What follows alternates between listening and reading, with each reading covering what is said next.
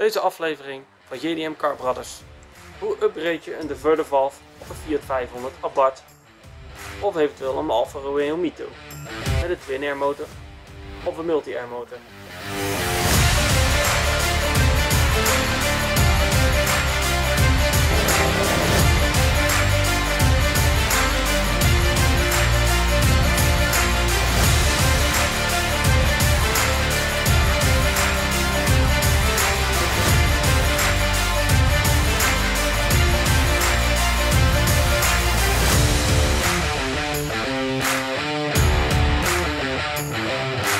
Deze aflevering laat ik jullie zien hoe je een diverter valve, of ook wel gezegd fabrieks dump valve van de Fiat 500 twin-air vervangt.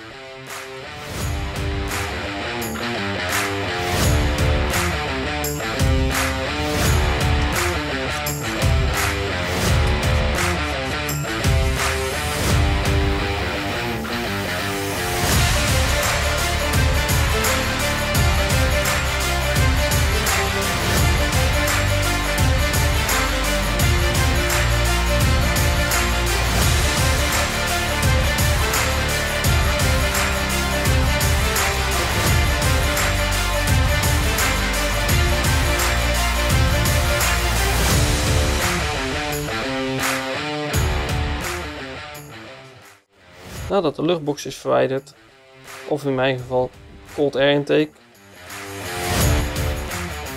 moet je de twee slangklemmen die op de inlaat van de turbo zit losmaken. Dan zitten hier twee slangklemmen op.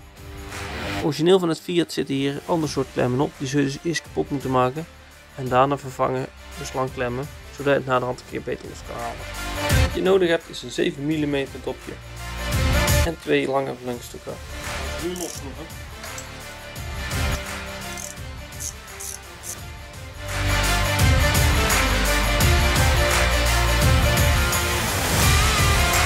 Nadat je deze vacuümleiding hebt losgekoppeld, kun je in principe de intake compleet loshalen en dan kun je hem er gewoon zo uittrekken.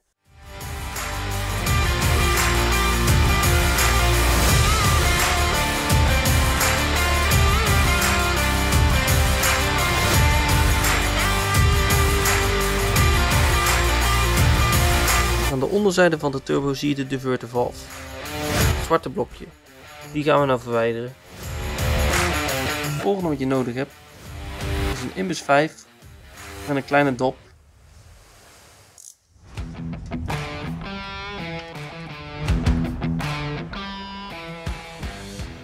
Minutes later. Zoals je ziet heb ik hem nou gedemonteerd uit de auto. En zie er ook inderdaad een andere turbo naast liggen. Nou, dit is mijn oude turbo, die is één slagje kleiner. Maar hiermee kan ik het wel mooi laten zien. Want in de auto is dat niet heel makkelijk. En hierop kan ik mooi laten zien hoe je monteert. En welke spullen je ervoor nodig hebt. Standaard zit deze diverter valve zo op je auto gemonteerd. Dit is gewoon de standaard diverter valve. En die houden we verder is wel origineel. Alleen gaan we hem een klein beetje aanpassen om meer boost te kunnen draaien. Want anders heb je heel veel boost leaken langs. Nou, de onmogelijke set die we vandaag gebruiken is van Go Fast Bits DIV Plus zoals je ziet. En ook nog een aanpassing erop met een blower valve adapterplaat. Nou, vroeger draaide ik alleen met deze. Die kon je regelen. Die zat dan ook zo. Dan kwam deze hier weer zo weer in. En het nadeel hiervan is dat je nog steeds heel veel boost leak hebt. Gewoon omdat deze diverter valves zo gewoon bekend staan met die kunststof dat ze snel bros worden en dat ze gewoon heel veel boost leaken. Vandaar dat we het nou gaan aanpassen. Wat heel veel mensen vergeten is als ze deze twee dingen gaan combineren, is dat ze langere bouten nodig hebben. Nou, standaard zit er M6, mijn hoofd 35 mm bij. Dat zijn deze. Maar als je ze erbij houdt, zie je dus dat ze dus flink te klein zijn. Nou, wat je dan het beste kan doen is M6 inbusbouten van 45 mm kopen. Die passen perfect en zijn dus ook dezelfde lengte als die van de fabriek. A few minutes later. Zoals je ziet heb ik hier twee diverter valves. Eentje is al aangepast en eentje is er nog helemaal standaard, die ook origineel. Nou, om ze aan te passen, wat je doet is je verwijdert eerst de buitenste kap. Zoals je ziet heb ik hier al beschadiging gemaakt. Dat doe je met een platte schroevendraaier. Dan komt deze ring eraf. Daaronder zul je dus deze vinden. Die kun je dan loshalen. Als je die los hebt. zie je daaronder een spring zitten. Dat is een veer. Dat is oorspronkelijk deze veer. Die haal je eruit. En bij de set zit dan een nieuwe veer. En die gaat er zoals je zo ziet in. Die zit er nou in. Nou, om terug te monteren. De eerste component wat erin gaat is deze. Daarna heb je het volgende component. Dat is de cap. Die gaat hier overheen. Daarna de zwaardere veer. En de verdevalve zelf. Nou, dit druk je bij elkaar. En als het goed is blijft die zitten. Kijk. En vanuit hieruit kun je bouwen met eventueel een dumpvalve. En dan langere bouten. Dat is ook wat we gaan doen. A few moments later. Nu kunnen we de adapter plaatsen. Die gaat hier bovenop. Daarna monteren we hem op de turbo. 6.5 hours later. Zoals je kunt zien is nou de verdevalve geïnstalleerd samen met de blow op de turbo. Nou, op deze manier moet hij dus ook in de auto gemonteerd worden. Alleen dit laat net even iets makkelijker zien als is in de auto. Hoe werkt nou de verdevalve op een moderne turbo? Nou, je turbo maakt druk op. Op het moment dat de gasklep dicht gaat, moet hij zijn druk af kunnen blazen. Nou, er zit hier een kanaal dat loopt hier op de zijkant en er komt hier dus druk op te staan. Als we de verdevalve hebben, die gaat hier bovenop en die sluit hier af.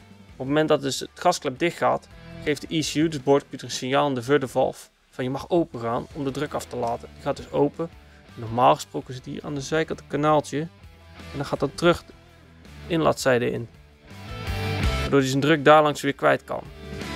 Alleen in verband dat we er nou een blow-off zetten, gooit hij het naar de atmosfeer via die kleine gaatjes die je daar ziet.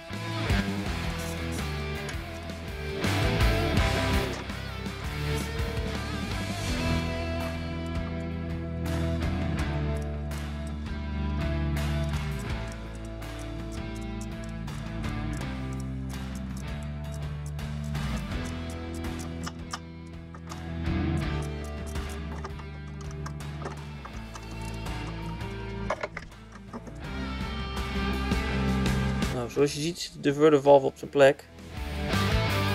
Wat heel belangrijk is dat je niet vergeet de stekker die hier loopt terug aan te sluiten, want anders heb je gelijk een motorstoring. Nou, om de connector terug te plaatsen is het gewoon een kwestie van erop klikken, daarna het gele palletje terug te drukken, dat is zichzelf vergrendelt, en daarna is het gewoon een kwestie van alles eraf monteren.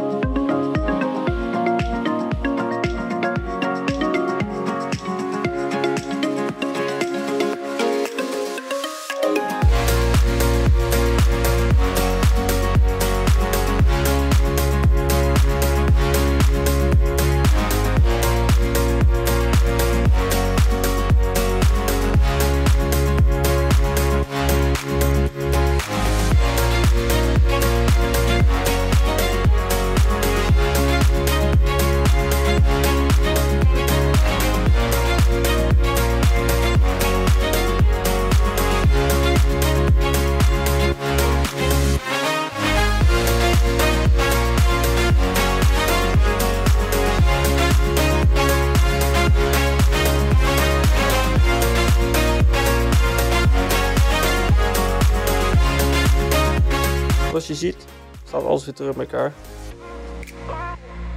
En in principe zie je er eigenlijk vrijwel niks meer van. Controleer nog of je niks bent vergeten qua gereedschap. Het zou lullig zijn als je op de snelweg rijdt en in één keer valt er iets. Nu gaan we testen en kijken hoe dat de auto het gaat klinken.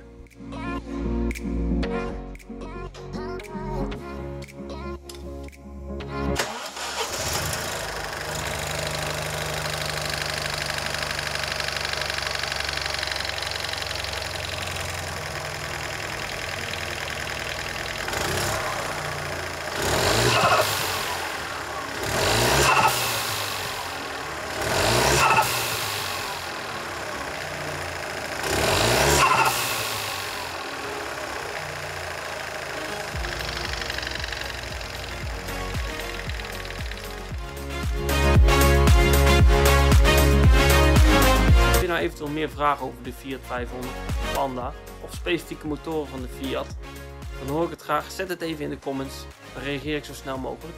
Zijn er eventueel dingen die ik niet goed heb, of eventueel dingen die niet kloppen, attendeer me daar alsjeblieft over. Vond je deze video nou leerzaam en leuk? Subscribe dan alsjeblieft op